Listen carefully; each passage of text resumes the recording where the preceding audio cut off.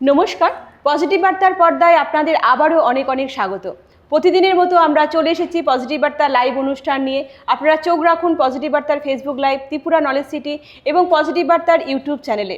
আজকে আমাদের মধ্যে উপস্থিত আছেন ডান্স টিচার MK স্যার এবং একজন অর্গানাইজারও তিনি। তো ওনার সাথে কথা বলে নেব এবং পরিচয় করে নেব। সঙ্গে থাকুন, পাশে থাকুন। নমস্কার স্যার। নমস্কার। আমাদের পজিটিভ বার্তার পর্দায় আপনাকে অনেক অনেক স্বাগত। ধন্যবাদ। তো আমাদের পজিটিভ বার্তায় এসে আপনার কেমন লাগছে? খুবই ভালো লাগছে যে আপনাদের এই যে এত সুন্দর একটা উদ্যোগ, যে এত সুস্থ পরিবেশের মধ্যে এই পজিটিভ বার্তা, যে আমি ত্রিপুরাতে দেখলাম অনেকটি আপনাদের বিভিন্ন অনুষ্ঠান আমি দেখে থাকি। খুবই ভালো লাগলো যে আপনারা আমাদের যে নতুন প্রজন্ম, ওদেরকে মানে সামনের দিকে এগিয়ে যেতে অনেকটা মানে সুবিধা করে দিচ্ছেন এবং সাহায্য করছেন, যে ওরা আপনাদের থেকে দেখে। এবং বিভিন্ন ধরনের আমাদের দেখলাম আপনাদের এখানে যে অনেক ধরনের আপনার শিল্পীরা আসছে। খুবই ভালো লাগছে যে, এবং আমি আপনাদের কাছে অনেক অনেক থ্যাঙ্কস জানাই যে আপনারা এরকম কিছু একটা করতে পারছেন এবং আপনাদের জন্য যে ত্রিপুরাতে এত ভালো কিছু হচ্ছে বা দেখাতে পারছেন। ঠিক, আমাদের উদ্দেশ্য এবং লক্ষ্য হলো শিশুদের কেন না, আগামী প্রজন্মদের বা আমাদের একটা মানে সুন্দর বাসযোগ্য ভূমি তৈরি করা একটা উদ্দেশ্য নিয়ে আমাদের এই কাজ, এবং পৃথিবীটা কত সুন্দর সেটা যেন তারা দেখতে পারে, বুঝতে পারে, সেই উদ্দেশ্য নিয়ে এবং লক্ষ্য নিয়ে আমাদের এগিয়ে যাওয়া। তো এরপরে জানতে চাইবো আপনার পরিচয়টা যদি একটু আমাদের দর্শকদের মধ্যে তুলে ধরেন। আমার নাম মৃণালকান্তি সূত্রধর।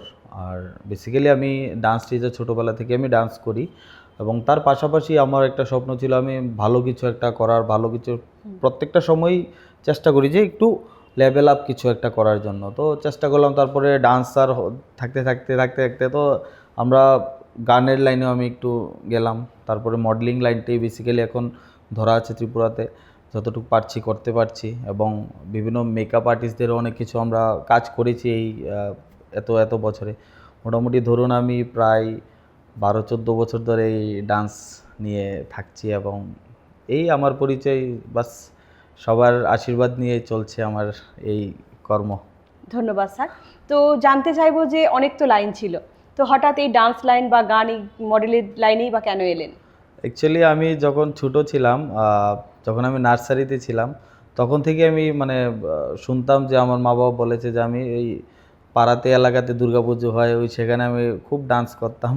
তো সেখান থেকে ভিতরে ছোটোবেলা থেকে একটা ভিতরে অটোমেটিক এসে পড়েছে আর কি, যে ডান্সার হওয়ার। তারপর আমি যখন আগরতলা, আমাদের বেসিক্যালি আমাদের মেন বাড়ি হলো আপনাদের সিদাইমনপুরে, ঠিক আছে। তো সেখান থেকে আমি যখন নার্সারি কমপ্লিট করে যখন 1-এ উঠেছিলাম, তো ক্লাস 1-এ থাকার সময় আমার বাবা ফ্যামিলি সবাই আমরা আগরতলাতে শিফট হয়ে গেছি। তো তারপর আস্তে ধীরে এখানে আমাদের বাড়ি করলো বাবা, অনেক কিছু। তো ওইখান থেকেই আগরতলা এসে দেখলাম যে মানে অনেকটা ভালো পরিবেশ এবং ভালো কিছু দেখতে পেলাম। তো সেখান থেকে আরও ডান্সার হওয়ার খুব ছিল, কিন্তু বাট মানে তখন থেকে করতে পারিনি, কারণ আমাদের ফ্যামিলি ব্যাকগ্রাউন্ডে তো ছিল না ভালো।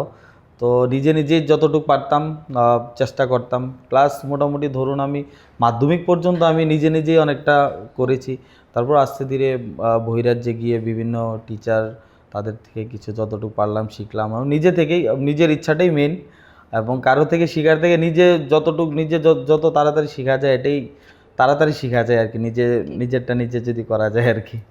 এই এখান থেকে ডান্সার হওয়ার ঠিক, ধন্যবাদ স্যার। তো এরপরে জানতে চাইবো যে আপনি তো প্রথমে ডান্স শিখেছেন, তারপরে এখন বর্তমানে এখন নৃত্য শিক্ষক যাকে বলে, তো কিভাবে মানে মানে জার্নিটা কিভাবে হলো একটু যদি আমাদেরকে বলেন। অ্যাকচুয়ালি এটা খুব একটা ইন্টারেস্টিং ফ্যাক্ট, যে আমি কীভাবে টিচার, আমি নিজেও জানি না আমি কীভাবে টিচার হয়ে গেলাম। তো আমি যখন ডান্সটা শুরু করলাম, তো আমি আমাদের স্কুল লাইফে, আমাদের ক্লাস 9-10-এ যখন ছিলাম, তখন তো আমাদের ভাই বন্ধুরা ছিল। তো সবাই মিলে দুর্গাপুজোতে বিভিন্ন কম্পিটিশন হতো ক্লাবে, আগে অনেক বেশি হতো, এখন তো আরও বেশি হয়। তখন কমই হতো মোটামুটি, কিছু কিছু গণা বাঁচা কয়েকটা কম্পিটিশন। তো আমরা নিজেরা গ্রুপ ডান্স করে এখানে পার্টিসিপেট করেছি। তো এমনি আস্তে আস্তে করতে করতে পার্টিসিপেট করছি। তো একটা সময় মাধ্যমিকের টাইমে কি হলো, সবাই যার পড়াশোনা নিয়ে ব্যস্ত, তো সব আলাদা হয়ে গেল। তো আমার মধ্যে ছিল যে আমি কিছু একটা করব। তারপর আরও 2 বছর আমার কাটলো এভাবে ডান্স করতে করতে। তো আমাদের এলাকাতে কিছু অনেক আমার মতোই, আমি যেরকম গরিব ছিলাম, এরকম গরিব অনেক বাচ্চারা ছিল। তো তাদেরকে বাড়িতে নিয়ে এনে তো একটু একটু ক্লাস করাতাম, নতুন একটা ডান্স করে তাদেরকে নিয়ে কোনো একটা প্রোগ্রামে, কালী পূজা, দুর্গা পুজো, সরস্বতী পূজা এরকম জায়গায় ডান্স করাতো, তারাও কিছু একটা প্রাইজ নিয়ে আসতো।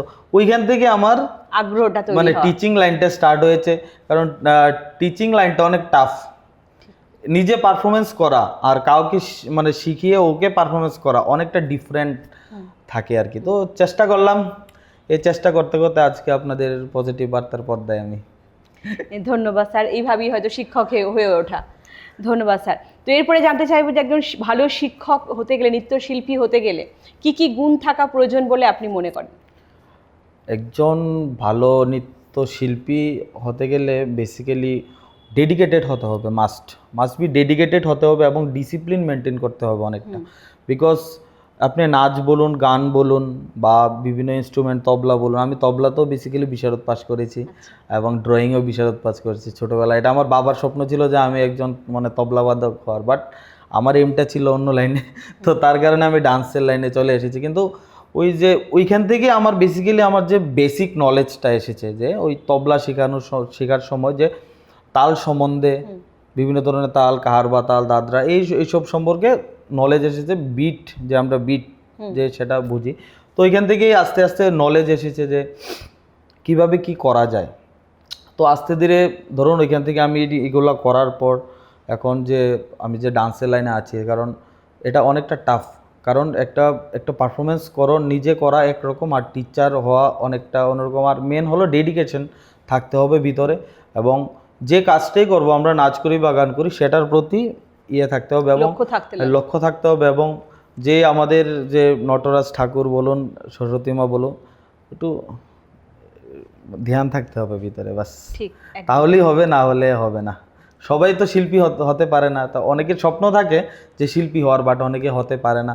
আমরা চেষ্টা করি যে অনেক দূর দূর থেকে আপনাদের, তার মাঝখান দিয়ে একটা কথা বলছি, আমার এখানে এরকম অনেকজন স্টুডেন্টস আছে যারা মানে তারা টাকা পয়সার জন্য অনেক, আপনি ধরুন দূরে দূরে অনেক দূর দূর থেকে আসে, তারা চলিলাম অনেক ভিতরে বা অনেক আপনি ধর্মনগর বা অনেক দূর দূর থেকে আসে, তারা পয়সার জন্য তারা কিছু করতে পারে না। কিন্তু আমার একাডেমিতে ওদেরকে আমি নিয়ে আসি, ওদের সঙ্গে কথা বলে, ও এখনও অনেকজন ক্লাস করছে আমার কাছে, যে তারা কোনো মানে কিছু দিতে পারে না, কিন্তু আমার নেওয়াটা মেইন না, কিন্তু তাদের যে একটা স্বপ্ন, ওইটা যদি আমি পূরণ করতে পারি, এটা আমার পাওনা, তার থেকে বেশি আর মনে হয় না।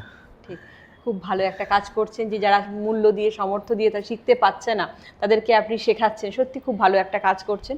তো এই যে আপনি একটু আগে বললেন যে আপনি গানও করেন এবং মডেলিংও করেন, তো এই লাইনগুলোতে কিভাবে আসলেন? অ্যাকচুয়ালি গানের যে ব্যাপারটা, আমার আগে থেকেই ইচ্ছা ছিল যে একটু গান করব বলে, বাট মানে গান সম্পর্কে নলেজও ছিল না এত। কিন্তু আমি গানের পারপাসে ঢোকার কারণ হলো আমার যে এই ত্রিপুরা আইডল ত্রিপুরাতে হয়, যেটা আমি অর্গানাইজ করে থাকি, ত্রিপুরা আইডল এবং নাচ ত্রিপুরা নাচ কিছুদিন আগে গেল আমাদের টিভি রিয়েলিটি শো, তারপরে বিভিন্ন ধরনের Tripura's next, top model, north east Tripura, এইসব বিউটি পেজেন্টও আমরা করে থাকি। অ্যাকচুয়ালি গানটা আমার খুব ভালো লাগতো, আমার বাবারও খুব ভালো লাগতো, এই কারণে আমি গানের লাইনটা একটু চুজ করলাম। তার জন্য আমাদের একাডেমিতে নাচ, গান, মডেলিং সব কিছুই আমরা শেখাই। এবং যে ত্রিপুরা আইডলে অনেক অনেক ভালো ভালো আর্টিস্টরা আপনি উঠেছে দেখবেন, মানে ত্রিপুরা আইডল থেকে যারা ভালো ভালো শিল্পী, আমরা চেষ্টা করি যে আমার মেন লক্ষ্য হলো যে কোনো আর্টিস্ট যাতে লুকিয়ে না থাকে, তাদেরকে বের করে তোলা। এবং যেমন আপনাদের পজিটিভ বার্তার যে লক্ষ্যটা, যেটা পজিটিভ কিছু তুলে ধরা, তো আমাদেরও সেম লক্ষ্য, যে মানে আমরা একটু ডিফারেন্ট লাইনে, যে আমরা মানুষকে আরও আগ্রহী করতে চাই এই লাইনে, যাতে সবাই আসে। নাচ, গান, মডেলিং সব কিছু আমার কাছে আছে, তো সবাই যাতে পার্টিসিপেট করে বা জয়েন করে। কারোর জন্য কোনো ধরনের, এখনও অন ক্যামেরাতে আমি বলছি সবাইকে, কারোর যদি এরকম সামর্থ্য না থাকে, আমার একাডেমিতে আসলে অলওয়েজ ওয়েলকাম, আমি তাদেরকে বিনা পয়সায় করিয়ে থাকবো। বাহ, খুব ভালো লাগলো শুনে। তো ধন্যবাদ স্যার আপনাকে। তো এরপরে জানতে চাইবো যে ছোটদের এবং বড়দের নৃত্য শেখার মধ্যে পার্থক্য কীরকম? অ্যাকচুয়ালি ছোটদের শেখাতে মানে একটু টাফ হলেও, কিন্তু ছোটদের সঙ্গে একটু মজাটা একটু অনেকটা হয়। আমার ক্লাসে অনেক ছোট ছোট বাচ্চারা আছে, তারা অনেক কিছু করতে চায় না, তবুও মানে ফোর্সলি করানো হয় তাদের, কারণ তাদেরকে শেখাতে একটা যেরকম মজা আছে। এবং আরেকটা জিনিস হলো, তাদেরকে আপনি হাতে ধরে ধরে শেখানো যায় জিনিসগুলো, যে বেসিক জিনিসটা ছোটোদেরকে শেখানো হয়।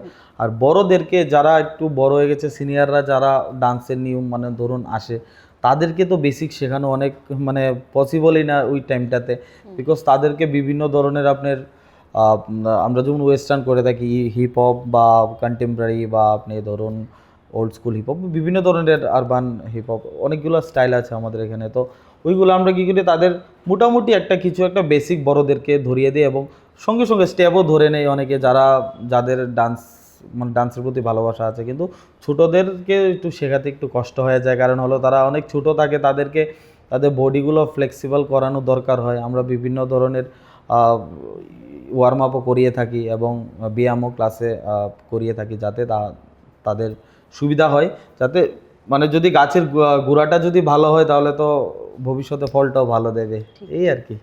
এই যে বললেন নাচের যে বিভিন্ন কৌশল আছে, সেই কৌশলগুলো কি কি? মানে ধরুন নাচের তো বিভিন্ন সাইড থাকে না, ক্লাসিক্যাল বেশ করতে লাগে, বা এই স্টেপ বাই স্টেপ যদি একটু আমাদেরকে বলে দেন কিভাবে করতে লাগে। অ্যাকচুয়ালি যারা ক্লাসিক্যাল ফর্মে যায় সেটা আলাদা ব্যাপার, আর ওয়েস্টার্ন ফর্মে আসলে আলাদা ব্যাপার। কিন্তু আমার হিসাবে ক্লাসিক্যালটাও দরকার, বিকজ ক্লাসিক্যালের মধ্যে আপনি তাল সম্বন্ধে অনেক কিছু নলেজ পাওয়া যায় এখানে। এবং ওয়েস্টার্নের ক্ষেত্রে তো আপনার সেম ওয়েস্টার্নের বেসিক ছাড়া কিছুই হবে না। যে কোনো কিছু আমরা যদি ম্যাথামেটিক্সও করতে যাই, আমাদের যদি মানে সূত্র যদি না থাকে তাহলে তো কোনো কিছু সলভ করা সম্ভব না, সলভ হবে না। তো সেম আপনার ওইটাই আমি চাই যে মানে যে কোনো লাইনেই করুক, ক্লাসিক্যাল করুক বা ওয়েস্টার্ন করুক, যেটাই করুক ভালোভাবে করা দরকার, যাতে বেসিকটা যাদের ক্লিয়ার থাকে, মাস্ট এটা দেখতে হবে। এবং আমাদের ত্রিপুরাতে আমি মানে দেখছি এখন অনেক তো নাচের স্কুলও হয়ে গেছে বা অনেক টিচার হয়ে গেছে। মানে একজন মানে আপনি ধরুন একটা স্টুডেন্টের অ্যাজ এ প্যারেন্টস আমি চাইবো যে ওদের বলতে যে মানে যার কাছেই শেখান বা যার কাছে আপনি ট্রেনিং করান, টিচারেরও একটু নলেজের একটু দরকার হয়, যেটা আমি চাই যে টিচারেরও নলেজ দরকার, যাতে বাচ্চাদের কিছু একটা ভালো কিছু শেখানো যায়। আর আমি আমার বেসিক্যালি আমার সিস্টেম যেটা, আমি আমার স্টুডেন্টসদের একটু কমই প্রোগ্রাম একটু স্টেজে করিয়ে থাকি আর কি, কারণ আমি মনে করি যে আরও শেখার দরকার মানে এরকমভাবে একটা স্টুডেন্টকে স্টেজে উঠানো দরকার, যাতে মানে ও উঠলে যাতে মানুষে বলে না কিছু শিখেছে, এরকম মানে। তাই মানে শুধু ডান্সে ঢুকলেই যে আমার গান তুলতে হবে, প্রোগ্রাম করতে হবে, এরকম আমার মনে হয় না আর কি। বেসিক শেখাটা দরকার। যদি ছোটোবেলা থেকে নলেজটা না দেওয়া হয় তাদের উপরে, তো বড় হলে তাদের কোনো নলেজই নেই, শুধু ডান্স পারফরমেন্সই করে যাবে, কিন্তু কোনো বেসিক নলেজ নেই। তারা ভবিষ্যতে যদি টিচার হয়, যারা আমারও অনেক স্টুডেন্টস আছে, তাদেরকে আমি বলি যে তোমরা এখন ক্লাস করাও। তাদেরকে আমি যদি ছোটোবেলা থেকে কিছু না শেখাতাম, তাহলে তো তারা এখন ক্লাস করাতে পারতো না। তো শুধু ডান্স জানলেই হবে না, বেসিকও দরকার, থিওরিও দরকার, সব কিছু মিলেই একটা ডান্স টিচার হওয়ার যোগ্য মনে হয় আর কি। ঠিক। তো মূলত আপনার যে স্কুল আছে, যেখানে আপনি ডান্স শেখান বাচ্চাদেরকে, সেখানে মূলত কোন ধরনের ডান্স আপনি করান? আমরা ওয়েস্টার্ন হিপ হপ এই স্টাইলটা আমরা করিয়ে থাকি। আমাদের একাডেমি হলো আপনার আগরতলাতে আছে, আপনার উদয়পুর, তো অনেক জায়গায় বিভিন্ন জায়গায় আমাদের ইনস্টিটিউট আছে। তো আমরা শুধু আগরতলাতে আমরা basically modelling, singing and dance ক্লাসটা করিয়ে থাকি, আর বাকি আউটসাইডে আমরা ওয়েস্টার্ন ডান্স ক্লাসই হয়ে থাকে। ক্লাসিক্যাল মাঝে মধ্যে ধরুন কোনো একটা ইভেন্ট থাকলে বা কোনো একটা প্রোগ্রামে যদি পার্ট থাকে, তাহলে আমাদের এখানে ক্লাসিক্যাল ডান্সারও আছে, তো তারা যদি একটা পারফরমেন্স রেডি করে দেন, পারফরমেন্স করে আর কি। কিন্তু বেসিক্যালি আমরা ওয়েস্টার্ন, আমি আমার ছোটো ভাই, আমরা দুজন মিলেই বেসিক্যালি করিয়ে থাকি আর কি। ও এখন জব করে, তার জন্য অ্যাভেলেবেল থাকতে পারে না, সময়টা দিতে পারে না, বাট যখন পসিবল হয় করে আর কি। তো আপনি কি মনে করেন যে ডান্স কি মানে ইতিবাচক ভাবনাকে সমাজের মধ্যে ছড়িয়ে দিতে পারে ডান্সের মাধ্যমে? হ্যাঁ পারে। অ্যাকচুয়ালি সেটার মাঝখান দিয়ে আরেকটা টপিকও এসে যায় যে এখনের দিনে কি হচ্ছে, আমাদের এই যে এখনের যে সমাজটা, এখনের যে আমাদের ইয়ং জেনারেশনটা উঠছে, সেটা টোটালি বেসিক্যালি নেশার দিকে চলে যাচ্ছে। তো আমরাও আমাদের যখন ইভেন্ট করি, আমরা বিভিন্ন ধরনের মানে এরকম স্লোগান দিয়ে থাকি বা বিভিন্ন ধরনের হোর্ডিং, ব্যানার এসব লাগিয়ে থাকি যে মানে কন্টিনিউ নেশার দিকে চলে যাচ্ছে এই যে লাইনটা। তো আমি চাইবো যে মানে ওই লাইনটাকে যে ওই সাইডে না গিয়ে, যদি আমাদের যে মা বাবা, যেমন আমাদের মা বাবা যারা, আমার মা বাবার কারণে আমি আজকে এখানে, কারণ তারা অনেক সাপোর্টিভ। কারণ আমার মা বাবা যদি না থাকতো, হয়তো আমি আজকে মানে এইসব জায়গায় করতে পারতাম না। অনেকটা সাপোর্ট করেছে, হয়তো যখন অর্থের অভাব ছিল তখনও মানে সাপোর্ট করেছে, এখন আমি নিজে করতে পারছি, এটাই আমার কাছে অনেক বড় ব্যাপার। তো সেটাও বলবো যে ওই নেশার থেকে আমি চাই যে আমরা এবং আমি আমার বিভিন্ন দাদারা গুরুজনরা আছেন তাদের কাছ থেকেও আমরা অ্যাডভাইস পেয়ে থাকি যে যত পারো সমাজকে তুমি একটু নেশা থেকে একটু দূর করতে চেষ্টা করো। আমরা বিভিন্ন জায়গায় যাই, বিভিন্ন জায়গায় গিয়ে আমরা সেগুলো আমরা প্রচারও করে থাকি যে শুধু নেশায় আমি এখন আপনারাও দেখছেন বিভিন্ন নিউজে বা ইয়েতে নেশাগ্রস্ত হয়ে কি হচ্ছে। তো আমি চাইবো যে সমাজের যত ধরনের ইয়ং জেনারেশন হোক, ছোটো বড়, এবং প্যারেন্টসদের বলবো যে তারা যাতে আমাদের নাচ হোক, গান হোক বা বিভিন্ন যে কোনো আর্টিস্টের যে লাইন হোক সেখানে মানে ইনভলভ করা বাচ্চাদের। ওই লাইনটাতে থাকলে কি হয়, নেশাটার কথা মাইন্ডই থাকে না, একদম পুরো টোটালি মাইন্ড থাকে না। বাচ্চারা দেখেন এখন শুধু মোবাইল হাতে নিয়ে থাকে। আমি আমার ক্লাসে এরকম হয়, ক্লাস ছুটির পরে যদি গার্জেনদের সঙ্গে দু একটা কথাও বলি, কন্টিনিউ বাচ্চারা মোবাইল নিয়ে বসে থাকে। তো মোবাইলটা আরেকটা ক্ষতি করছে কোনো দিনে ছোটো বাচ্চাদের। আর বড়রা তো এখন বেসিক্যালি বহুত আমি দেখতাম যে মানে নেশার দিকেই চলে যাচ্ছে। এটাই আর কি, যে আমি চাইবো যে সবাই এইসব কালচারাল লাইন এইসব জায়গায় জড়িত হওয়া দরকার। ঠিক, একদম ঠিক কথা বলেছেন। যদি কেউ কালচারাল লাইনে যুক্ত থাকে বা শিল্পের এই যে বিভিন্ন শিল্পগুলো যে রয়েছে, নাচ গান বলুন বা আর্ট বলুন, বিভিন্ন যদি সংস্থায় যুক্ত থাকে তাহলে কিন্তু তাদের ওই বাজের দিকে যাওয়াটা থাকে না। হ্যাঁ, এটা একদম সঠিক কথা। তো স্যার, এরপরে আপনার কাছ থেকে জানবো যে এই যে জার্নিটা আপনার, যে নাচ বলুন, গান বলুন এবং যে মডেলিং করেন আপনি, সেই লাইফের জার্নিটার মধ্যে যদি কোনো স্মরণীয় ঘটনা থাকে একটু আমাদের মাঝখানে তুলে ধরেন। অ্যাকচুয়ালি স্মরণীয় ঘটনা বলতে আমার জীবনে আমি যদি ডান্সার, ডান্স টিচার বা আজকে আমি একটা অর্গানাইজার, ছোটোখাটো একটা অর্গানাইজার যদি হয়ে থাকি, সেটা একমাত্র হয়েছি আমার লাইফের কিছু একটা পার্টের জন্য। আমি যখন তখন আমার বাবারও এতটুকু ক্ষমতা ছিল না যে আমাকে ডান্স কোনো জায়গায় করানোর জন্য। তো আমরা কোনো এক জায়গায়, নাম বলবো না, তো কোনো এক জায়গায় যেতাম তাদের সঙ্গে গ্রুপ ডান্স করার জন্য। এটা স্কুল লাইফের স্টোরি বলছি। কিন্তু ওই সময় কী হয়েছে, তো আমি যখন যেতাম তো এক দুবার তাদের সঙ্গে একটু জয়েন হয়েছি, এক দুদিন ক্লাসও গিয়েছি। তো তৃতীয় দিন ক্লাসে যাওয়ার সময় এরকম হয়েছে যে আমি টাকা ছাড়া বলেছে যে না আসার জন্য। তখনের সময় মানে 200 টাকা দেওয়ার কথা মান্থলি, কিন্তু আমি 200 টাকা দেওয়ার মতো মানে আমার ক্ষমতাই নেই আমাদের।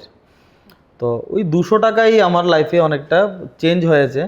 এটাই পার্ট যে আমাকে মুখের উপর দরজা লাগিয়ে দিয়েছিল যে টাকা না নিয়ে আসলে ক্লাসে অ্যাটেন্ড না করার জন্য আর কি। তো ওই একটা পার্ট, ওই পার্টটাই আমার ধরুন একটা কিকের মতন লেগেছে। ওই পার্টটাই আমার অনেকটা মানে আগামী ঘুরিয়ে গেছে আর কি। আমি মানে ভগবানের উপরে বিশ্বাস রেখেছি এবং আমার মা বাবাই তো আমার সবচেয়ে বড় ভগবান। তো তাদের সাপোর্ট ছাড়া তো আজকে কিছু না। তো আজকে তারা অনেকটা সাপোর্ট, আমার মা বাবা এখনও কন্টিনিউ। এখানে আসার আগেও মানে আমার মা বলছিল ঠিকভাবে কথা বলতে পারবি কি না, এরকম। তো এখনও মা বাবা অনেকটা সাপোর্ট করে। আমার মা বাবা, বারবার মা বাবার কথা বলছি কারণ হলো এখনের দিনে বেসিক্যালি দেখছি যে মা বাবার প্রতি ছেলেমেয়েরা অনেকটা একটু দূরত্ব থাকে। আমরা কাজকর্ম করি, দূরে থাকি। আমি বাড়িতে বেসিক্যালি 1-2 দিন থাকি। তো তবু কন্টিনিউ সকাল দুপুর বিকাল রাত্র মার সঙ্গে কন্টিনিউ কথা হয়, বাবার সঙ্গে কন্টিনিউ কথা হয়।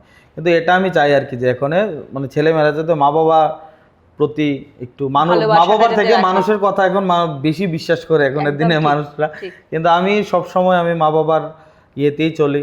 এবং আমার ছোটো ভাইও সেম, মানে আমরা 2 ভাই সেম, যে আমরা মা বাবার প্রতি আমরা ভালোবাসাটা অনেক বেশি এবং তাদের কারণেই তো আজকে আমি এই জায়গায়। তো সবাইকে চাইবো যে মা বাবার উপরে কেউ নেই, তো ভগবানের উপরেও মা বাবা, তো সেই জায়গায় একদম সত্যি কথা আপনি যেটা বলতে চাইছেন, যে সত্যি আমাদের যারা বাবা মারা আছেন তাদের প্রতি শ্রদ্ধা ভক্তি রাখুন এবং তাদের কথা শুনুন। আমাদের ভালো চাইলে একমাত্র বাবা মাই ভালো চাইবেন, কিন্তু তৃতীয় ব্যক্তি না। হ্যাঁ, এটা বলবো যে সত্যি বাবা মা যদি বেঁচে থাকেন, ভগবান মনে করে ওদেরকে সেবা করুন এবং ওদের পরামর্শ নিয়েই চলবেন সবসময়। জীবনে ঠিক উন্নতি হবেই হবে। তো এরপরে স্যার আপনার কাছে জেনে নেব যে আজকের প্রজন্ম কতটা আগ্রহী নাচের দিকে।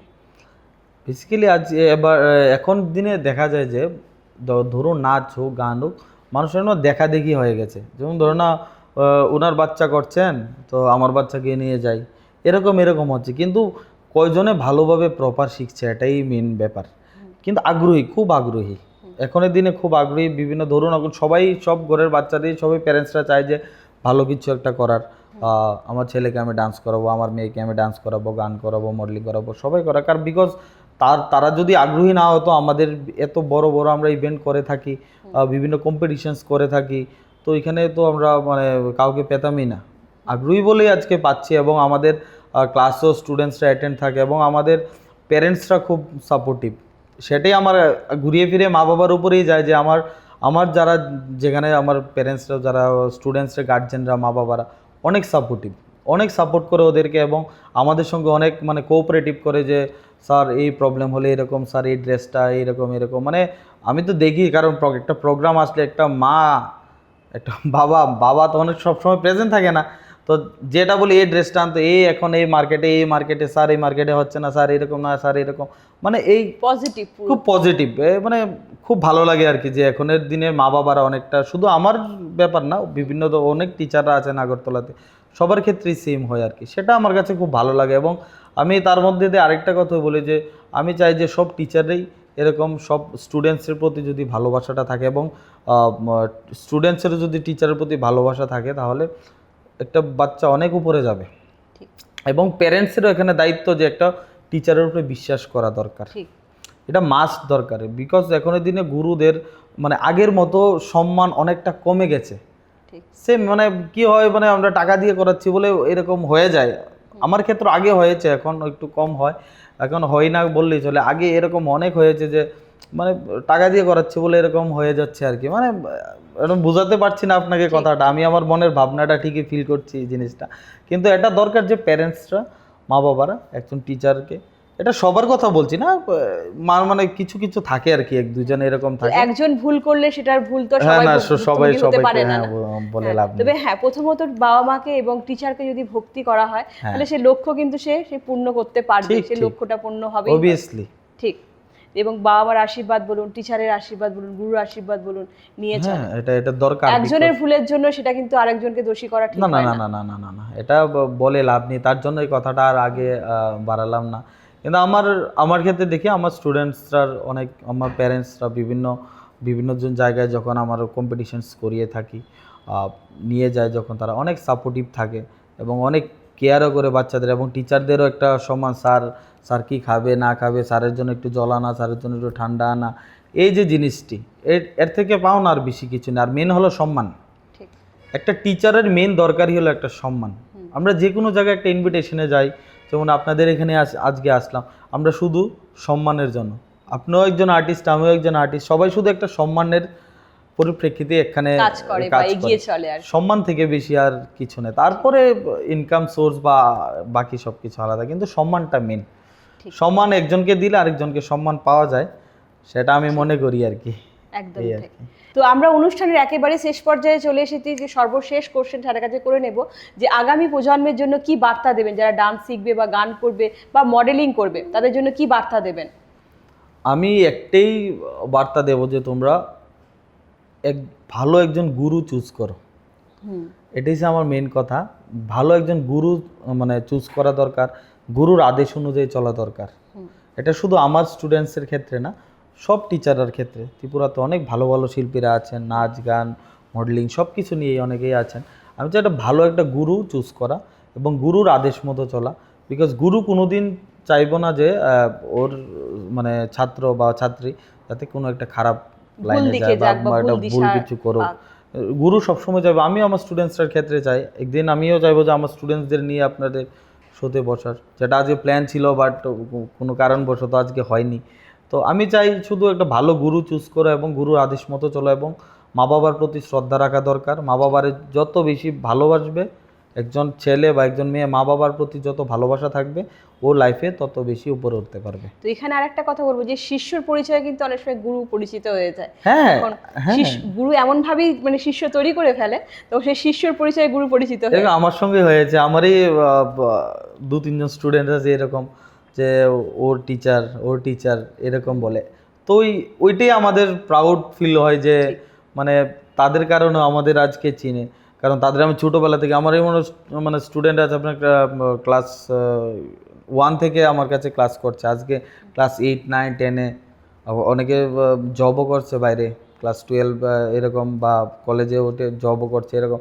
খুব ভালো মনে হয় যে তারা আজকে ভালো কিছু একটা করতে পারছে। এবং আমার কিছু স্টুডেন্ট আছে, তারা নিজেদের স্কুলও ওপেন করেছে, এবং আমিও চাই অনেকে মানে আমি চাই যে তোমরা এরিয়াতে তোমরা ভালো একটা স্কুল ওপেন করো, তোমরা নিজেরা করাও। এটা খুব ভালো ফিল হয় আমার। এটার মধ্যে এটা যদি কার কি মনে হয় জানি না, আমার কাছে খুব ভালো লাগে যে আমার একটা স্টুডেন্ট নিজে কিছু একটা করছে। সব সময় যে আমার কাছে থাকতে হবে এরকম কোনো কথা নেই। তোমরা যখন যা দরকার লাগবে আমার কাছে আসো, আমি আমার যতটুকু পারি আমি চেষ্টা করবো করাতে। আমি অলওয়েজ করে থাকি, সেদিনও আপনার কিছু ওই বন্যা, মোটামুটি একটা বৃষ্টির পরে একটা মোটামুটি বন্যা হয়েছিল, ওইখানে আমি যতটুকু পেরেছি আমি নিজের থেকে করেছি। লাস্ট বন্যা ত্রাণের সময় আমি নিজে গাড়ি নিয়ে গিয়ে উদয়পুর এবং বিভিন্ন জায়গায় অমরপুর সাইডে নিজে গাড়ি নিয়ে সব কিছু নিয়ে করেছি। তাও আমার স্টুডেন্টসদের নিয়ে গিয়ে, মানে খুব ভালো মনে হতো, তারাও অনেক পরিশ্রমী, যে এইসব কিছু করা দরকার। আমি ভালো কাজের সাথে যুক্ত হতে পারছে এবং শিখতে পারছে। হ্যাঁ অবশ্যই আমি চাই যে সবাইকে সাপোর্ট করো, সবাইকে হেল্প করো। যার কারোর যদি কোনো ধরনের প্রবলেম হয়, আমাদের ক্লাসে এরকম হয় অনেক সময়, আমরা সারাদিন প্র্যাকটিস রয়ে গেলে কি হয় যে 3-4 জন এসেছে, তো 3 জনের মধ্যে একজন এরকম হয় যে একজন বাইরে যাবে গিয়ে টিফিন খেয়ে আসবে না কেন, বাকি 2 জন তো খাওয়ার আছে, এটা আমরা মিলেমিশে খেয়ে নিই। আমি স্টুডেন্টসদের থেকে খাই, আমার থেকে স্টুডেন্টসরা খায়। ওই আমি নিজের হাতে দেখাবো আপনাকে ইয়ের পরে একটা ভিডিও আছে যে আমার কিছু না একটা নাচ ত্রিপুরার শো ছিল, তো ওইটাতে টপ 24 আমাদের টিভি টেলিকাস্টিংয়ের জন্য 8 ডেজের একটা ক্যাম্পিং ছিল। তো আমি সবাইকে আমার নিজের হাতে আমার থালে মেখে সবাইকে একসঙ্গে খাইয়েছি। এবং শুধু পার্টিসিপেট না, আমাদের যারা মনে করেন না এই ক্যামেরার পিছনে যারা থাকে, যারা ক্যামেরাম্যান, সাউন্ড লাইটে যারা কাজ করছেন, তাদেরকে নিয়ে পর্যন্ত আমি ভাত খাইয়ে দিয়েছি নিজের হাতে, এবং আমার ক্যাপ্টেন সবাইকে। এটা আমার কাছে মনে হয় যে একটা ফ্যামিলি, তখন একটা ফ্যামিলি ফিলিংস হয় যে না, তারা তো সবাই আমার জন্য, তাদেরকেও আমরা ক্রেডিট দিই। সেটা অনেকে দিতে পারে না, কারণ জানে না বা দেয়ও না অনেকে, যে ক্যামেরার পিছনের মাহিত্যটা মেইন থাকে ক্যামেরার সামনের থেকে। এই আর কি। ধন্যবাদ স্যার আপনাকে, এবং ধন্যবাদ দেব আপনাকে যে আমাদের এই পজিটিভ বার্তায় আপনার আসার জন্য, আপনার মূল্যবান সময় আমাদের মধ্যে দেওয়ার জন্য ধন্যবাদ। তো আমরা অনুষ্ঠানের একেবারে শেষ পর্যায়ে চলে এসেছি, এবং আমাদের আগামী অনুষ্ঠান দেখতে চোখ রাখুন আমাদের পজিটিভ বার্তার Facebook live, Tripura knowledge city এবং পজিটিভ বার্তার ইউটিউব চ্যানেলে। আমাদের অনুষ্ঠান আপনাদের কেমন লাগছে অবশ্যই কমেন্ট করে জানাবেন, এবং ভালো থাকবেন, সুস্থ থাকবেন। আজকের মতো অনুষ্ঠান এই পর্যন্তই। নমস্কার।